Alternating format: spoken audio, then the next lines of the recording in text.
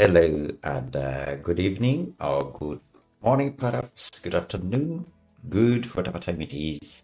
You are tuned to the Neoteran Herald Weekly this evening. So this is the 19th episode of the Neoteran Herald Weekly, and it's coming to you as we count down to the start of week number 38 in the Neoteran calendars. Number 6, year 0006 is the Erarenium epoch. This is a very, very important marker of a year. And as we go on with these episodes, we are even accessing even greater understanding and mastery about the things that we need to institute at this time. I don't want to go into too much detail about that. So if you want to learn more about our calendar, you want to learn more about our community and various unique things that it would not be possible for us to compress in the 1 hour or so of the time that we have allotted for this program, just get in touch with us. Use the comment section, use the live chat functionality. I am checking to see. I see people are joining us. Thank you so much, Joshua. Thank you and welcome. If you can share also the link, I'd be very much obliged. I would continue with learning this. So let me not take too much time. I want to introduce myself. My name is Astrology Joroge Wahomewarugogo. I'm your personal astrologer every single week at this time, faithfully, without failure, at the exact time, half past the hour. We come to you to bring you this episode. This episode is not to make you erudite, not to make you a geek to know various terms and all that. It is about you taking charge of your success, of your progress, of your ascendancy, of your dominion in the platform and in whatever spheres of life you have passion for. If it's just your personal life, you can have dominion over that. If it's about your family, you can have access to anything that you want. If it is about the nation, it be about your community, it could be as big. You can have as big dreams as the entire universe, and you will have a way to rise to ultimate dominion through that. And the things that we're going to talk about tonight or this evening are geared towards doing that. We don't want to take too much time. What we're going to look at is where we are in time. And we look at the data, then we look at the graphics, we look at visualization. We can understand that, then we distill it down to specific moments in time that are unique over the course of the next 7 days. And of course, we'll also have a highlight towards the end. Please, if you tune in, do not leave before we got into the very end. There is that special moment when you count down, when you fast back to this countdown timer, and we are looking at the moment that is right now, 1 hour, 3 minutes away, when the clock, the astrological clock, is going to strike 0 to indicate the beginning of the first day of week number 39, week 38, sorry. And at that time, because it's a special window opening at that particular moment in time where we have like a sort of a blank check, we can speak forcefully, we can speak with command about time, and we can ensure that this week, the 7 days that are coming, do not come to harbor us, to find us, in disadvantageous situations, and we can start it with great strength. That is the whole point of these sort of episodes and why we do the things we do. Now, another thing that we are doing as a continuous through the weekend, this time I will make that communication a lot earlier that happened at the start of this week that is ending. We're going to give you specific guidelines, because we don't give guidelines here, we just give pointers here. Here is just to give you pointers so that you can understand, you can have a bigger picture about what is happening, but you can give you specific guidelines about what do you need to do when these opportunities come. Some of these opportunities have a global, cosmic, access. No caveats, no restrictions. And these ones we give them liberally. What has been given freely, so freely do we give. So you can get an email that will guide you with specific utterances and the special moments that you can access those moments in time. They are there. We select a few, maybe a couple every week. But there's another episode. There's another email that also goes. This gives you the more exclusive kind of event, the ones that don't have just what they're not free for all, but these ones require you to have a certain sort of understanding and mastery, and they give you even more actionable information. So that when you're giving it, we usually give it for a consideration or some gift because of the work, to support the work that we are doing. If you can support that work in a material way, then we are obliged to give you access to that. But because of one way you can support this work is by participating in these streams. So if you're there, you're tuned in, just make sure you keep making comments, because on top of that, we're going to give that other email to the people who will, the top 5 that will be chatting here will earn that more specific email that gives you greater access to the more global sort of alignments that are happening in the week. So other than that, of course, you can also look at the description, go through our catalog, and if you need an astronomical Neoteran astrological natal chart, natal profile developed for you, can ask for one. Understand various other things there. We are adding a little bit more to the description as we go on. That's too much preliminary information. So let's look at the alignments that are happening this week. First of all, the best thing is to stop last week and see where we stopped, because this is where we were last week. This is exactly where we were last week, and I think I'm still displaying the pointer. Thank you. Let me, as I change my display, see if we have had more. Thank you. I see we've had up to 5 people who are joining in. Please don't just join in, say hi. Please let's know. The more comments you make, the more likely you're going to be in the top 5 fans who will receive the more specific actionable email that will give you guidelines about what is happening through the week. And you will be able to make reactions. It's not just what you can even just give a reaction if you don't want to, what you can tap the emoji button, and that's just another way to give you even more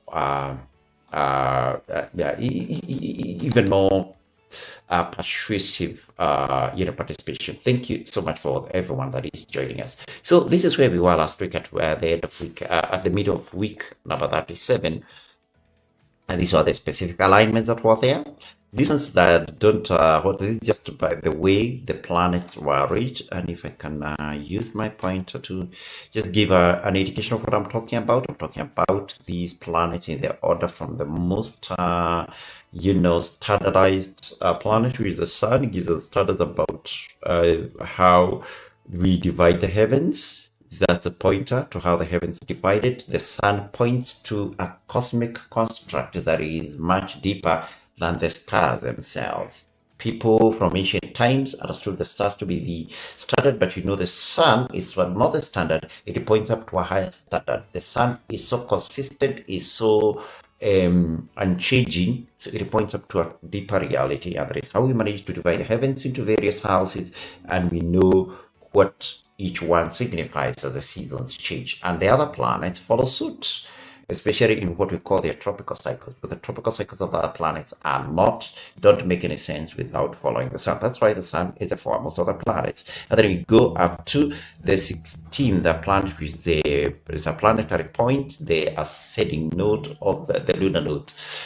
Okay, so that's how they were last week, and you won't be able to notice much, but this is how they are this week. These are the various dimensions they have. These are the planetary dimensions. So we're looking at those on 17, the sunrise, on what is it, 17, to the place we call Townet. So, and that's how they are this week. Again, these graphics will be distributed so that you can have a look at them. And essentially, what's important here is when you have a natal profile, we give you these planetary dimensions because they are patterns, and you may be able to notice certain patterns that relate to you, any pattern that is there. First of all, let me confess, and I am not in the least bit, ashamed of saying this. We don't understand much of what those patterns mean. That's why we share them, so you can look at them and say, okay, I'm getting this pattern here is matching to something, and then there's something happened in my life during this. You can say, what is it about? Then we can have a discussion, and we can have an aha moment. We just discovered something serendipitously. We just discovered something when we didn't intend to. Much more of a mind-blowing discoveries are not things that we assume, but they are things we came to understand by the art of serendipity. Look at those patterns. There are more. And that's why they are detailed, and we give it for every week. And they're there. If you have a premium profile, you'll be able to access that. So the more understandable, the more what makes a lot more sense is we look at the planetary alignments in what we call the zodiacal planetary order. Now that is what I'm displaying now. The zodiacal planetary order that was at the middle of last week. The planets as they lined up. These are the lineup of the planets last week. All the 16 Neoteran astrology planets. The first one was the moon, which was in house 3, and then we had the anti-solar point in house 4. We had Pluto in house Cabell, or house number 5, the ascending node of the moon in house 6, and then Habi Zelda, where a lot of things that are happening. We have spoken about this ad infinitum. There is the multi-planetary conjunction that is continuing in house number 7, Habi Zelda, setting with Neptune, Vesta, Saturn, Aries. And then actually right now, the ones of the house that actually now is becoming even more what is house 8. Actually, we should start speaking about it. We've been too much obsessed with the habits that we have noticed most of the planets now have moved to house 8.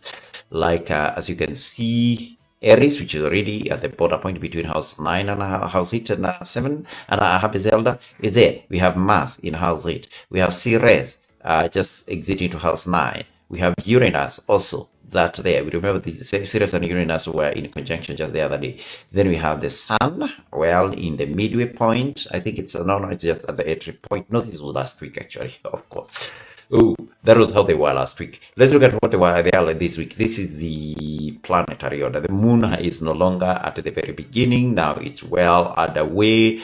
Halfway through the celestial tropical celestial journey. It's in house Habizel actually at the middle of the week. So we're going to find this planetary order without mentioning the particular houses, because again, this is information that is there. It's the anti-solar point. This is the planetary order for this week, at the middle of the week rather. Anti-solar point, Pluto.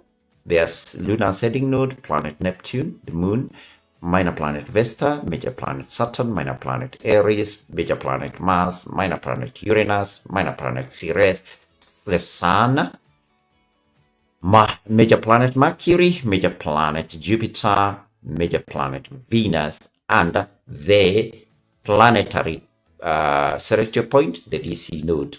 That is how they're going to be arranging the heavens this week. But about graphically, if you look at that information, again, let's begin with what was the planetary order of the major planets last week. This is how we left them last week. This is what we're looking at. We're looking at the moon here in house 4. We're looking here at Saturn just getting to the midway point of Habi Zelda. And we're looking here at planet Mars just going on merrily across house number 8. And then the sun here at the midway point of house 9. And then we had three planets well into house number 10, and that is Mercury, Venus, and Jupiter.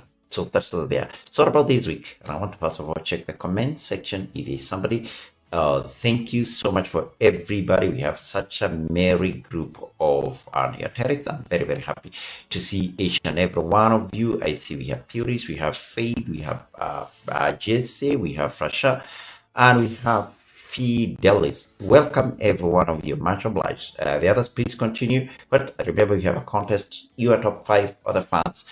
We already have the top 3 positions have been taken. I think actually there's a contention about number 1. Because variety of people have tuned in, have been giving. So, but let's go on. We'll have the top 5 fans at the end of this broadcast. You'll get a special email. And you know what is happening is that we usually have, we have actually a 3 series of emails, but the third email you need to have your a particular Neoteran profile for you to qualify for. And now, because if you do, many of the people, I think here, have already qualified to get the second sort of email. We had already agreed about that. So then we have a contention for those who can get the third sort of email. It's not very easy for me. I'll not be able to give it at the very beginning of the week, but perhaps you'll allow me to, you may miss out some events because this work is progressive. But thank you so much. So we are looking at the major planets. We looked at how they were in week 37. Let's transit to week number 38 and look at the nature of what they are. So what you see here is the moon at the sunrise of date 20, was that date 27, That can't be, that will be day 24, I think. Yes, on day 24, inching its way across Habizelda and very much coming to conjunction later that day with the planet Saturn. That will be part of our highlights. And remember, this view only gives you the major planets. There are also some minor planets which are clustered around Habizelda. We have Mars still very much now exceeding the midway point, moving on towards house 10, house 9 rather. And we have the Sun also making its way, almost also talking about it. What next week you can be certain we'll be talking about the Sun going to house 10. Because essentially we are heading, of course, also to month 10. Although, remember, month 10, lunar month 10, it depends on the conjunction of the Sun and Moon, and it doesn't take place in house 10. The month, any month in our calendar is always bound into being, seated into being, at a conjunction between the Sun and the Moon in the house that is preceding. It's going to take place house 9, and that's why, okay, when I give these names, they are not names like we are talking about, like the month that we're going to talk about. It could be Arian, or it could be Behemothian. It's actually certainly going to be Behemothian, but it's not because the Sun is spending in time under the Sun, or the Behemoth. It's only that it's at the conjunction. The dominant being of zodiac house number 9 is the Behemoth. Okay, then we have Mercury, again having made quite a progress there, and then we have a conjunction at the cusp between house 10 and 11. We're going to talk about these things in just a short while. So let's look at just something. So this is the major planets as they are, and I'm continuing to check to see how our one thing I forgot to ask is whether you can hear me. We have I know we had audio issues on the past couple of weeks. I will try to address that. Actually, I did notice people who did not complain last week that you were not getting me very well. We are not yet at the standard we want to, but this week you've improved again, and I hope that you can notice that. Thank you. I see people continue to join us, and last week it was mind-blowing. We had a greater amount of audience as we went on. This week it's even greater.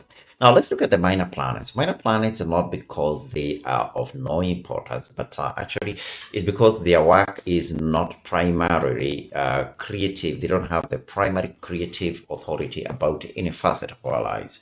They do supplemental a sort of, functions. There are some that have very, very significant, or where they have significant application. It's in facets that are very, universal, cosmic, that and that take quite a long period of time, because by nature you see that they don't change as much as the major planets. They don't have that visibility as much, so to make them insignificant in that sense, but to mean that they give what the work of the major planets would not be as significant were it not that we combined the signals that we read in the major planets with what we read in the minor planets. So it's important that we don't dismiss them as such as they are. And in reality, actually, these major planets, they are actually the planetary bodies that we know as planetary bodies, are 6 of them: Vesta, Ceres, Uranus, Neptune, Pluto, and Aries. And actually, that is the order of their importance. I know some of us, because of the astronomy we learned in school, we know planets like Uranus and Neptune are very, very important. Actually, Vesta and Ceres seem not to be important, because they, to an astronomer, they are not all that significant, because they are minor bodies in terms of mass and maybe volume. They are not as humongous as Uranus and Neptune. But because what we look for in astrology, is programmability, changeability. I was talking to a group of people this week. We've done a lot of work this week that is ending now, week number 37, and I was telling them, we could put even stars in your natal profile. It is possible to do that, but for us to talk about any change to a star, we have to wait maybe 100 years for something significant to happen to a star, like maybe crossing across a celestial. And it will take actually even almost well over 1,000 years or like, let's say, a star to do significant creative work that the moon does maybe in one day. So you see, because of that lack of programmability, we don't. So the more programmable a body is, the more significant it is. Of course, also, if it is visible, it increases its programmability. So the planets that are most planetary is Vesta and Ceres. These are among the minor planets. But actually, the anti-solar point, lunar descending node and lunar ascending node, they have a lot of applications in variety of creative cycles. So actually, they have a greater significance than Vesta and Ceres. And Uranus and Neptune, no matter what their size is, and no matter how much of prominence they're given by astronomy, they just don't have as much programmability or even visibility like these two. These two, actually, they are not planets according to astronomers. These are not planets. Call them dwarf planets. They are called asteroids. So, but for us, they are significant. Now, in week 37, we left them here. We left the lonely, the only retrograde planet. This week I was speaking to somebody who had so many, almost every planet that could get in their profile, that could be retrograde, was retrograde. Now that person was asking me, what does it mean? Okay, well, there is something in general when you see a planet in retrograde.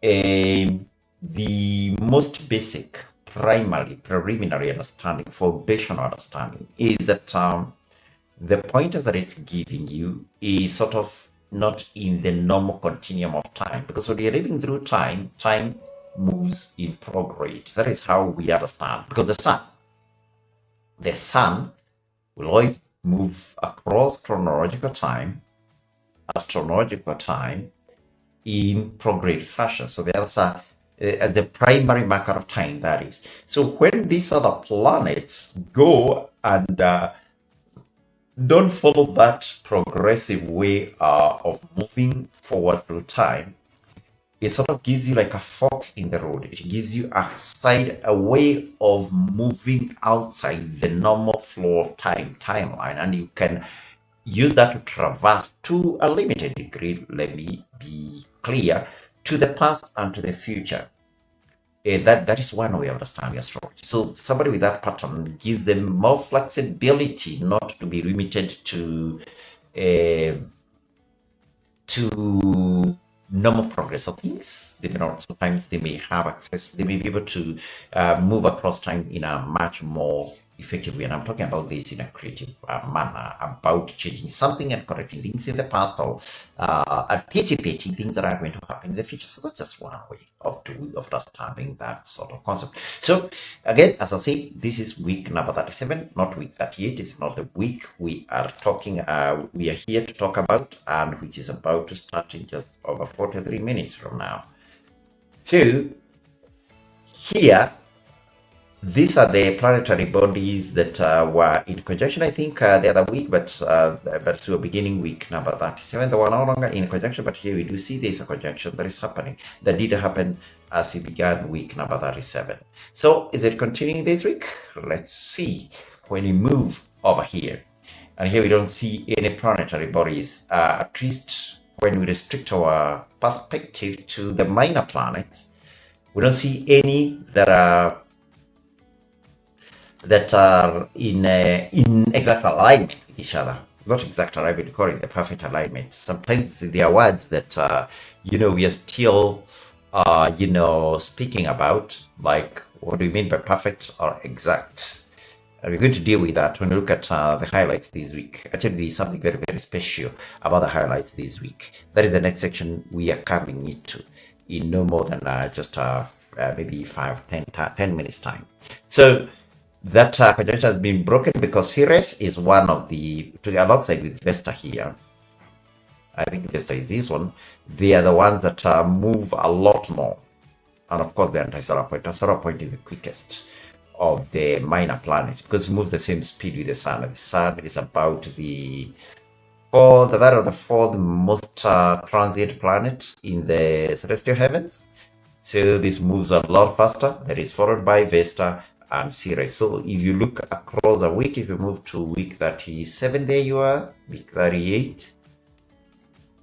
Actually, the trick that I'm using is the very same sort of trick that astronomers use to detect planetary bodies, like especially like comets. They just look at what these days they would look at this manually, but these days they have artificial intelligence and so much computing power that it's possible to hunt through very large, photographs of the sky. So you take a photograph of the sky and then you look across time and you see, sorry, I moved too much. I wanted to just move to between 37 and 38, is that you keep seeing the planets that are changing being, okay, let's go to major planets. We don't go to major planets, you don't, because they're about minor planets. You can see Vesta here, Vesta here, Ceres here, and the rest of points are the ones that are changing the most for that purpose. Sometimes the lunar nodes seem to stop at some time, and actually this is part of major research of ours about understanding how they move and why they are sometimes even move in prograde fashion, which normally they don't. The lunar nodes here, this is the ascending node and this is the lunar descending node. If you notice where it is on week 37, if I was to highlight there and go to 38, you see some significant retrograde motion, which is not discernible when we look at if we give the same focus to the ascending node or the moon. So this variability is where the nodes make sometimes small prograde jumps and then make a significant retrograde jump. These are some of the nuances of these nodes of the moon that we need to really decode and apply a program for us to know what is happening in the future. Now, I'm spending too much time here and I shouldn't. So because I can go into the essential pointers as we are going into. So let's look at our countdown time. We are only 39 minutes away from the astrological start of the new week. And this means we are certainly we have already entered into the standard start of the week, but that is not the important pointer for us to begin the new week. It is the astronomical start. And what we're going to give you is just 3 minutes, even I myself, maybe take a short break, brew a cup of coffee or something like that, and let's join together in just as we counting towards 35 minutes to the start of the new week. I can see, let me look at the comments. I think I saw a comment there saying I am clearly, I can be heard very clearly. And thank you so much, everyone. Thank you, Daniel. It's amazing, and so it's an honor to see you together with us. This is a very good crowd, and today we have got a very, very, good attendance, and I am totally blown out of the waters because of this. So let's take time. Just take what will not take more than 3 minutes, please. If you there, I know we are just less than 2 minutes away, you'll meet that we've already continued.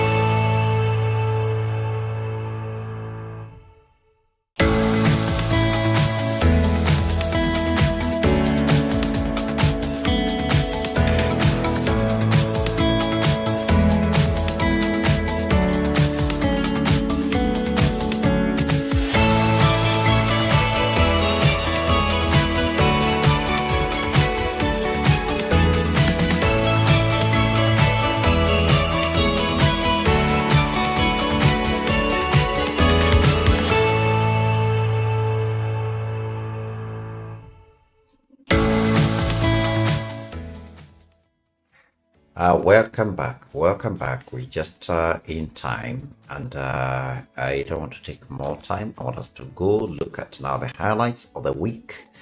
But before we do that, there is a section we need to look at the calendar itself. And this is the calendar for the 9th month.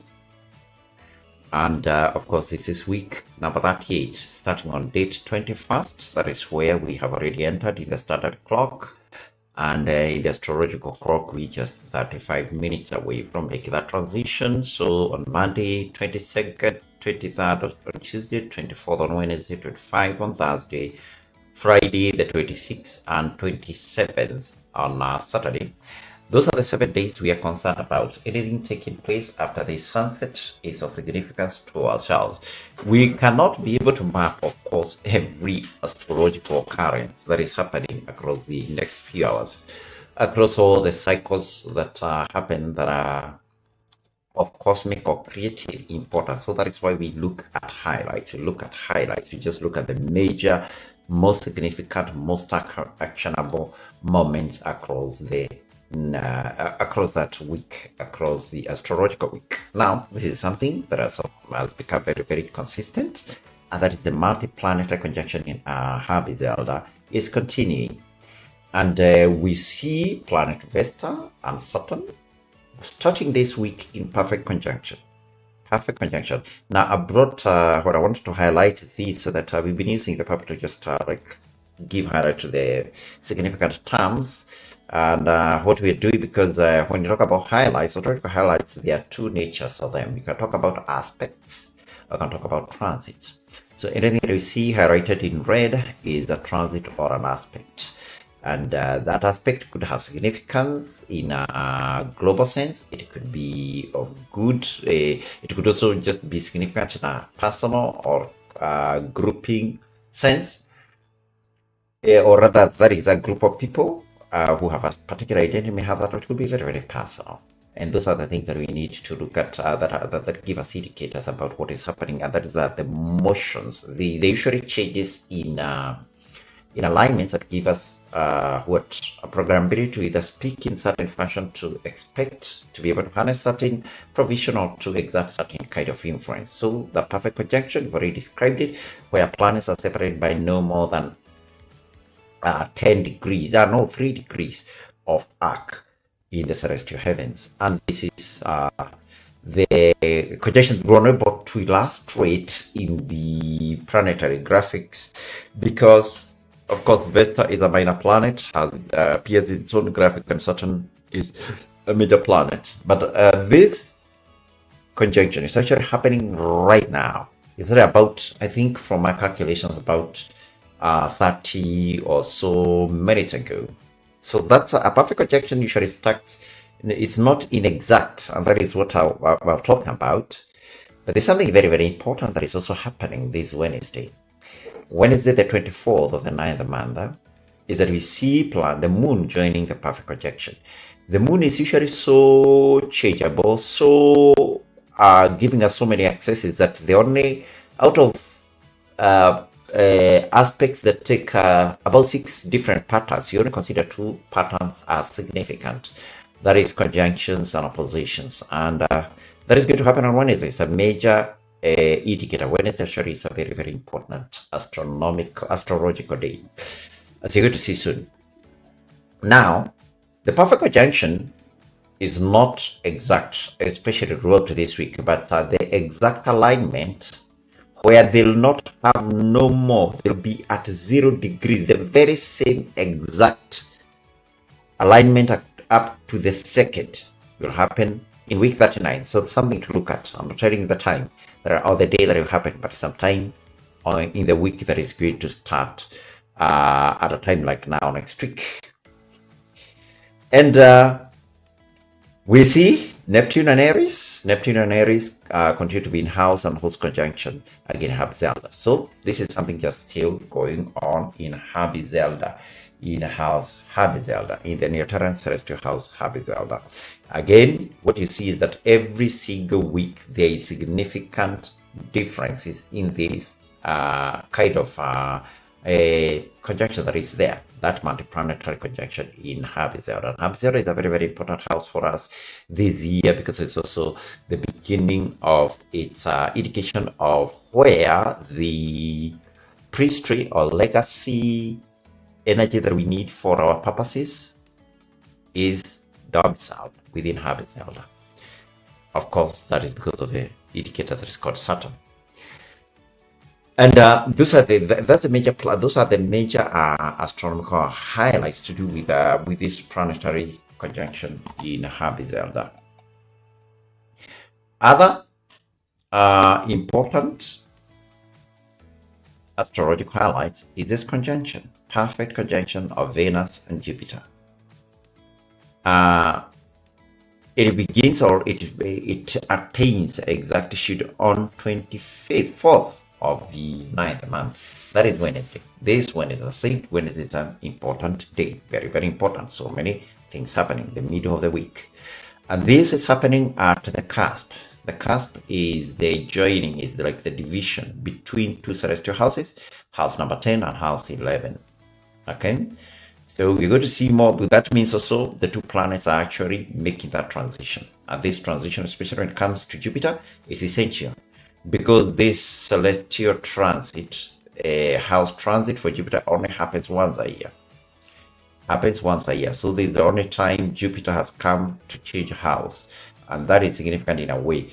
And we're going to see Jupiter is not going to get there as yet. It will still remain well within house 10 by definition, by law, by rights. But Venus is going to change that dimensions you're going to see. So, as it's been saying before, this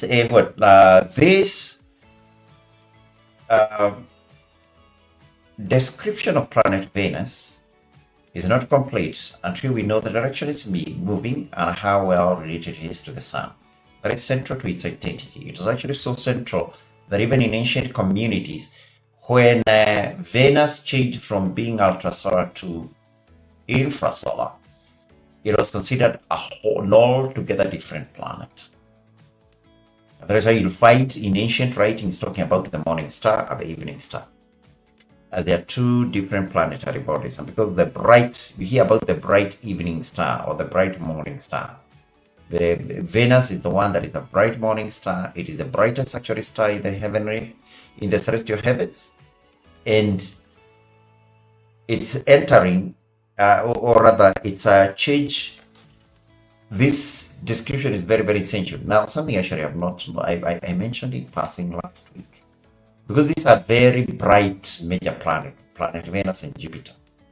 Actually, this would be good to teach like a child interest in celestial heavens, because right now, if you look at the celestial heavens, Venus is just behind Jupiter. If you look at where they are, after the sun sets, just look towards the west. Look at the two brightest objects you see. They'll appear immediately. If you have keen of eye, even at a moment before the sun sets, for those of us in East Africa right now, you'll be able to see them because they're quite bright. They're actually the brightest objects at the moon. And the moon, of course, is not appearing in the celestial heavens until very late at night. So in the evening, they are the two brightest things you'll be able to see in the whole celestial heavens. You don't even know where west is. Just look where you see two bright stars that are not twinkling. Tell you that is Venus and Jupiter.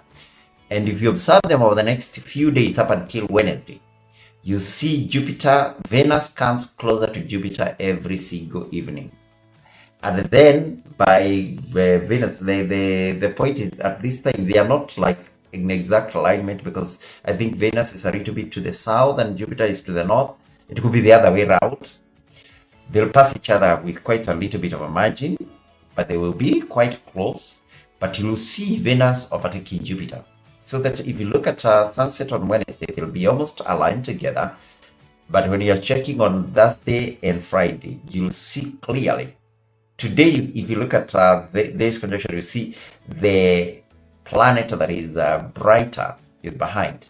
But by Thursday and Friday, you see that the planet that is brighter, which is Venus, is ahead. It's an interesting phenomenon that you can be able to understand really how the celestial heavens changes. I know you look at the celestial heavens, they seem to be stuck in place. but this is a change, significant change that you can observe visually over the course of the next few days. Again, prograde Venus, atmosphere prograde Venus is doing an ordinary celestial transit. Again, this is important to make that distinction, because this is not a creative gateway transit, as we are talking of some last week. It's not a creative gateway transit.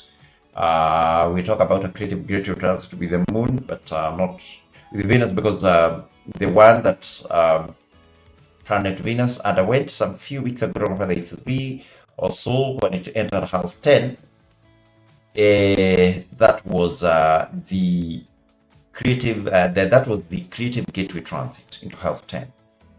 But between house 10 and 11 is just an ordinary celestial transit. House 11 and the host of house 11, at least the division that we call the beginning, the start of house 11, is Cancer.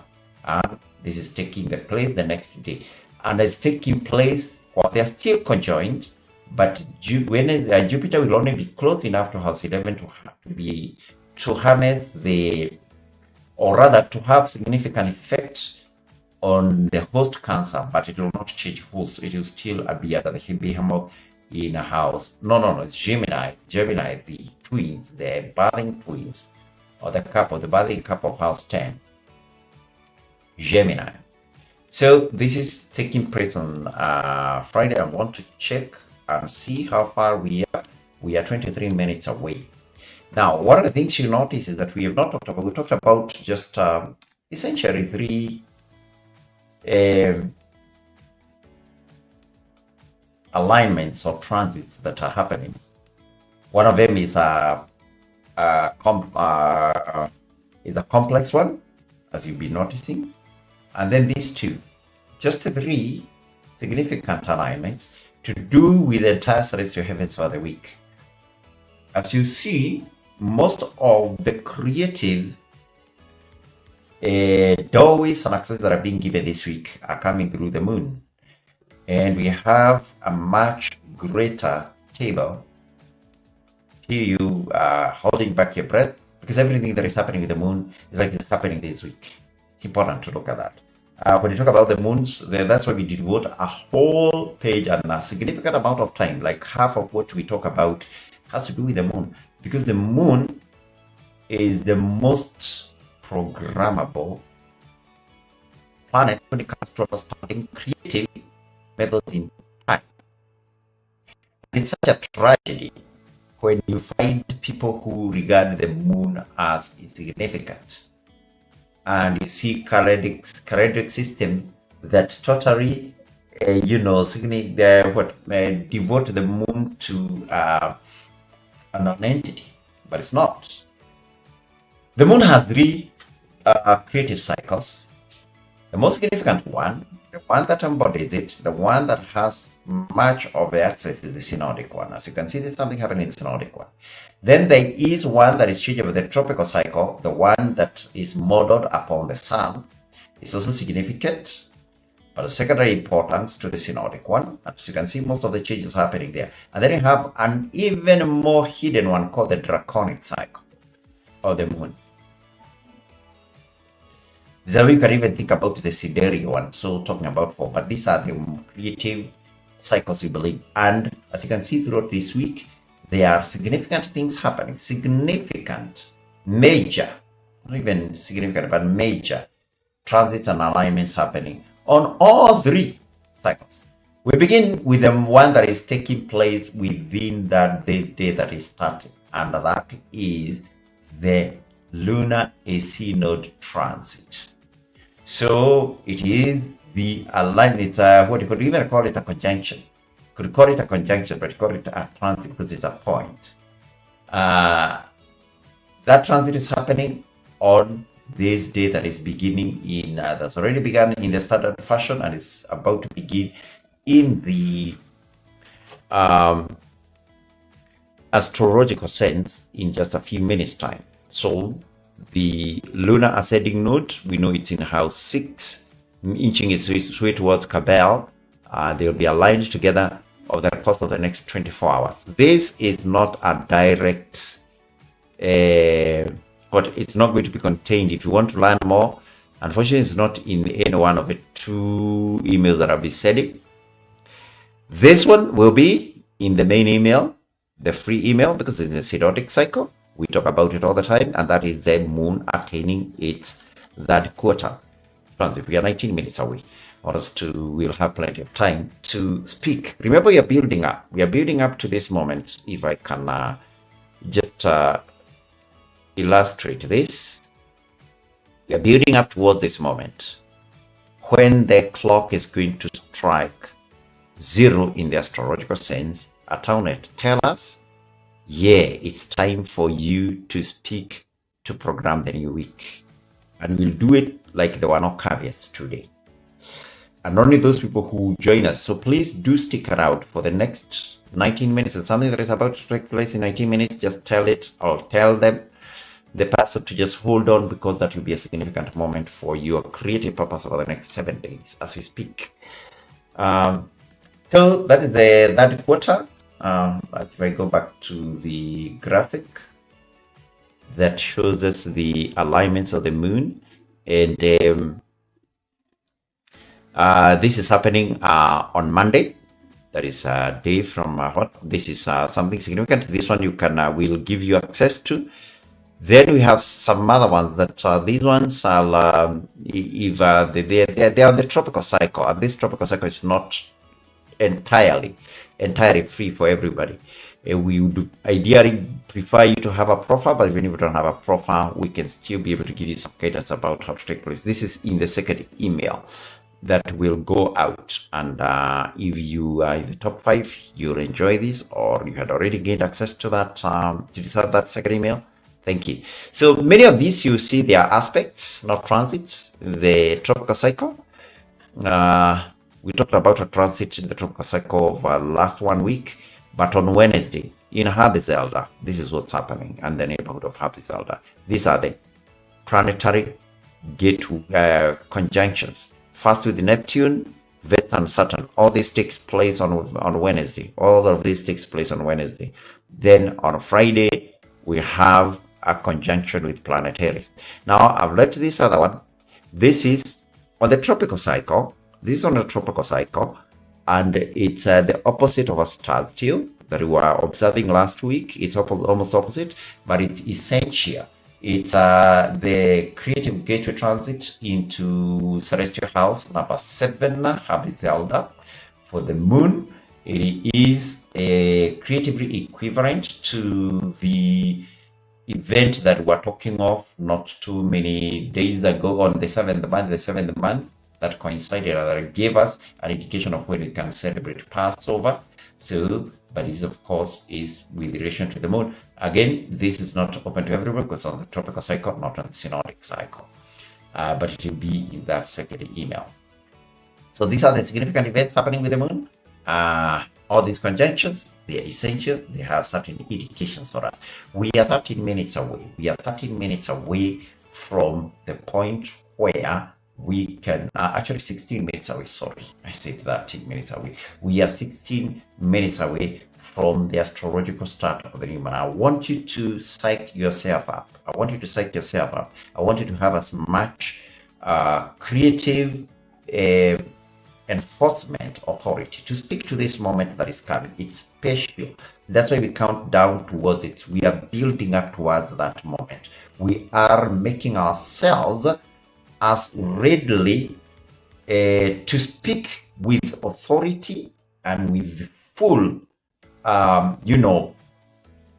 confidence that the things that we are doing are permanent. They are of cosmic event. They are of a great significance to our time and to those that we have endeared ourselves to at this moment. And I'm going to give you just a couple of minutes longer so that we meet exactly in 12 minutes to that time. 12 minutes to that time. And we will speak with authority. Go do yourself a hot. I need to fix my voice. We will actually take 12 minutes. That will be in 3 minutes time, not too long. If you have any questions, also remember to keep making the comments. If you have any comments, again, that will give you what I know. We have had more than 13 people joining us tonight, and only 5 have a chance to win that guide email to what we are doing. Thank you so much.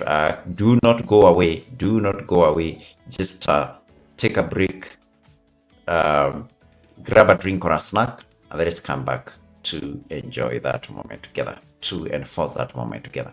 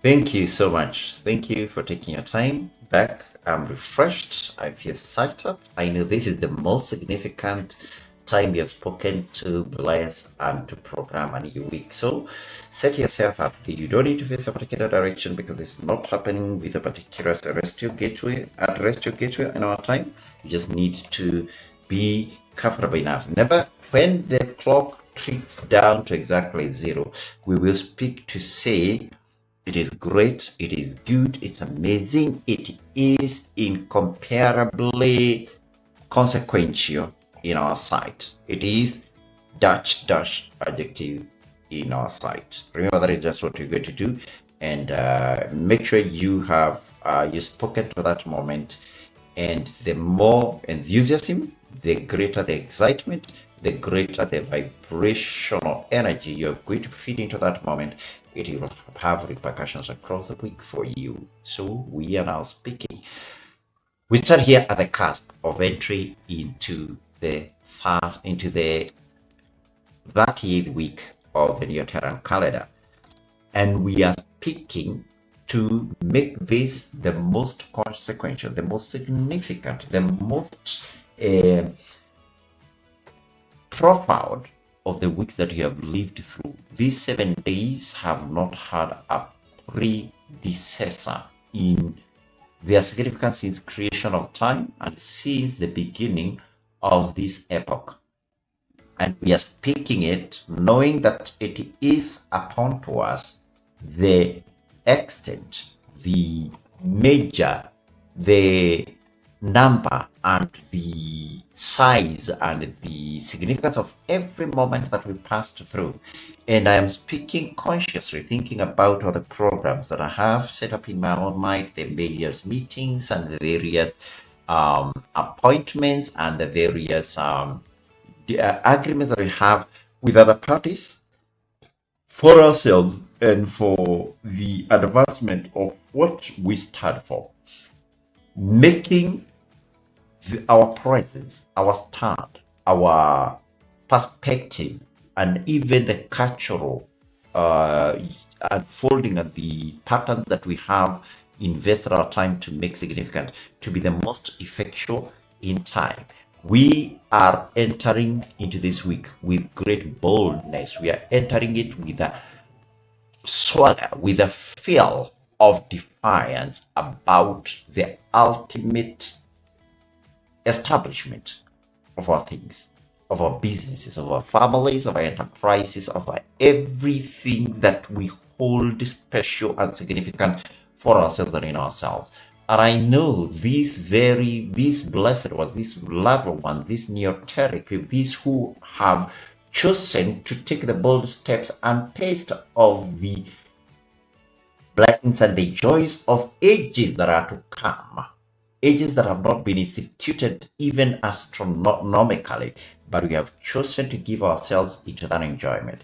We ask for every favorable alignment to work for us, and everyone that may be already set against us to have no consequence. We ask for access ways, wisdom to understand how to manipulate the things and the elements and the time and the vibrational nature of the unfolding of space and other dimensions, that in it we may plug in to the very provisions that power civilizations ahead.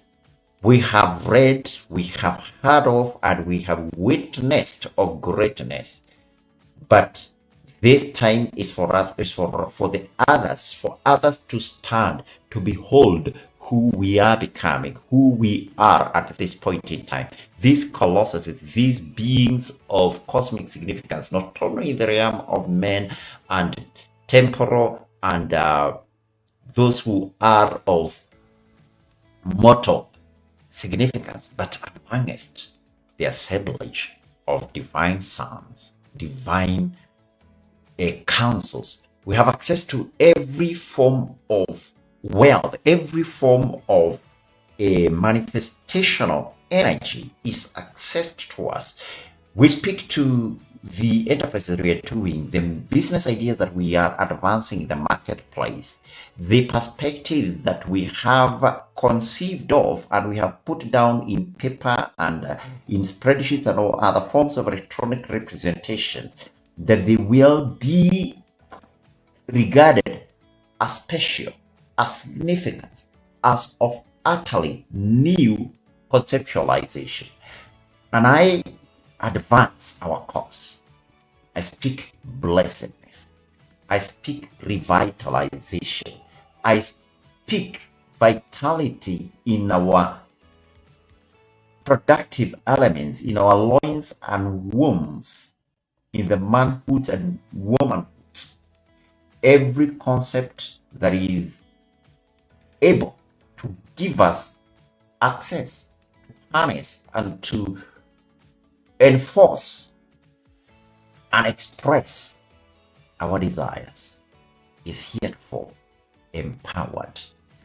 I speak this that each week, as it rolls on, and the first day, this day of the sun, is with us. There shall be the building of a new momentum that will catapult us to the day of the moon that is structured according to the sun, that is known as Monday. And the Tuesday too, it comes with bountiness. It comes with balance, and it comes with access. And when Wednesday, the middle of these weeks, comes around and it unfolds to us, first with the darkness and then the light of the sun rises upon it, it will be for ascendance. It is for establishment. It is for ultimate success. And I speak to you Thursday in your enfoldment as the place of domination and lightning and other forms of transcendental manifestation, that in then we will be striking to establish our dominance. Oh, that our voice will be heard across realms and across dominions of men and of angelic and other form of extraterrestrial beings. For in that day, the earth, the heavens, the other world shall reverberate with the voice and with the sound and the hoofbeats of our becoming. We are a mighty army. None breaks rank or rage or columns. We march forward in one formation. We sweep away all opposition. There is neither elemental floodings or quakings or formations of mountains that can cover our way moving forward. We are the very cream, the top, the select, the most blessed of all beings. Friday is a day of full manifestation. Friday is a day of great harvest. Oh, Friday has come. We will come with abundance. It will give unto us into our storehouses far much more than we conceived, to last not only for the time that's remaining in the foreseeable future, but well into generations that are to come. And here comes also Saturday, the day of growth and establishment and looking back, thankfulness, glory, celebration, illuminations, and every form of merrymaking. There shall be abundance of it, and we shall finish very, very strong when we gather back here to walk up the 39th week. Now we are coming very, very close to that moment in time, so I want you to prepare, because in just over 100 seconds we'll be speaking those words. Remember, I want to tell you to keep watching, keep that in check. Don't close your eyes. Keep that counter in check, because when it strikes 0, I want you to release a sound. It can be in a way that is intelligible, or it doesn't have to be intellectually intelligible. And forgive me, I don't know whether my network is having issues. I'm getting some notification from YouTube, but I hope the stream is smooth, because that's what seems to indicate when I check. I hope that that's great, and we'll go through this period of this notification without too much. That is not going, because I remember last week we didn't come right to the extent of the counter, but I'm sure that our connection is good. Thank you so much. So we are building up to that moment. This is it. This is the time of our establishment. This week, we feel its strength. We feel the abundance of it. We feel the honor that it's imbued with. We know that it is going to give us all the strength that is necessary to overcome, to order newness. This moment that is coming is special. I feel the anticipation of it. I feel the promise of it. I feel the enormity of the events that will transpire. It is so great. I'm looking at the wonderful honor, grace, the crowns, the centers of authority. Oh, the glory of the raiment and the robes that will be dressed upon us, and the cavalry formations that you're making. It's so amazing. You've never beheld anything of its equal. For it is so, and it's magnificent, wonderful, great, enormous in our time. Thank you so much. Welcome week number 38. Welcome with all blessedness that it brings.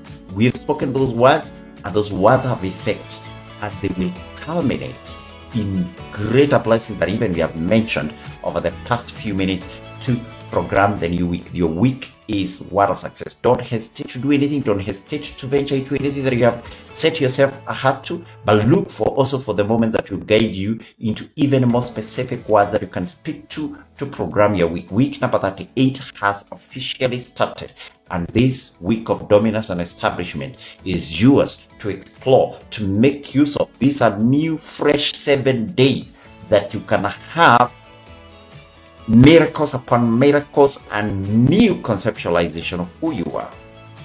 Make use of them. Everything. The keys are in your hands. Don't hesitate to open the key, the keys, the reign and the rooms where your thrones are set. Reign as kings across all 7 days. Love you so much. Week 38 is yours to dominate and to establish yourself. Thank you. Let's meet again next week.